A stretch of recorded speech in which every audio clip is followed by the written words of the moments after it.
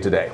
We're busy in the Weather Center right now. Laura's in the studio. I've been in the studio. Been concerned. We have a tornado watch out until 6 o'clock for the majority of the area. The threat's going to be over before then. This line is really rapidly moving through.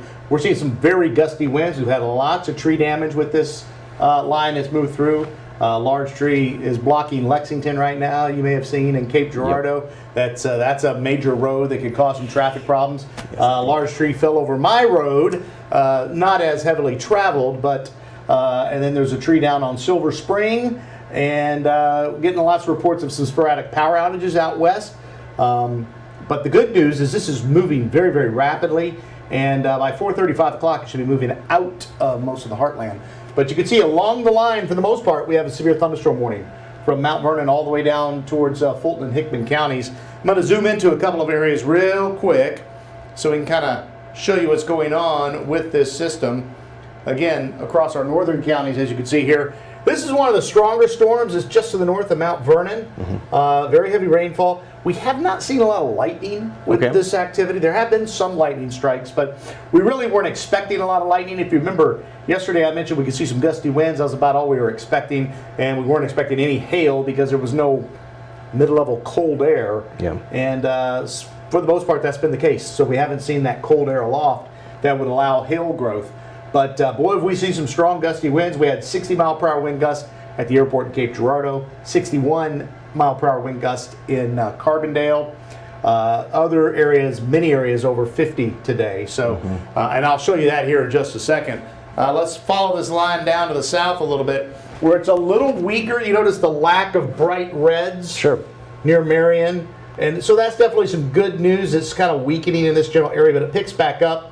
Right here in front of Paducah, we're seeing some pretty strong gusty winds. We'll see what happens when it goes through the National Weather Service, which is right there where the radar is. Yeah. We can kind of get an idea of how strong the winds are. Follow this line down a little farther to the south. Pretty strong near Union City. Of course, we don't have any warnings out.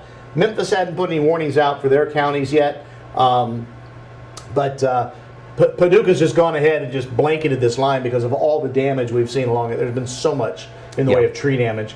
And again, this is one of those situations that we had a few weeks ago where the winds just off the ground are about 65 miles per hour. Yeah. As these showers come across, they bring it down the surface. Sure. All right.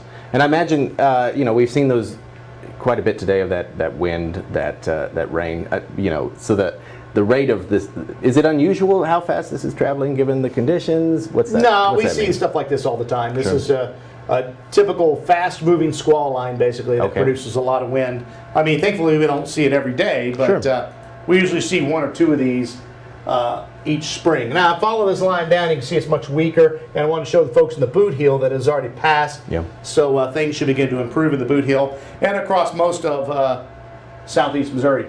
All right, here are the top wind speeds so far reported with this. The top wind gust, there's that 61 I showed you in Carbondale, 60 in Cape Girardeau, 52 in Sikeston, so you can see some very strong gusty winds. I'm sure that one's going to go up in just a minute because the storm's about to move right through the airport there in Mount Vernon. Unfortunately, Harrisburg, Sensor, and Marion, they don't report wind gusts. They just do sustained wind, so that's why those are blank. And I imagine that 41 in Paducah is going to go way up here in a second because that line's about to move right through there. I'd imagine it's going to be somewhere over 55 in Paducah with that line at least. So, again, that's kind of the story. Just some very gusty winds with this line of storms. Yeah. Should be out of here by 5 o'clock. Yeah. Real-time transformation of the map there. Interesting stuff to see as it all goes along. Always a good thing as well. Keep those, I mean, maybe the winds have already gone through, but I guess today's another lesson in getting your trampolines and pools. Loose objects, and I feel sorry.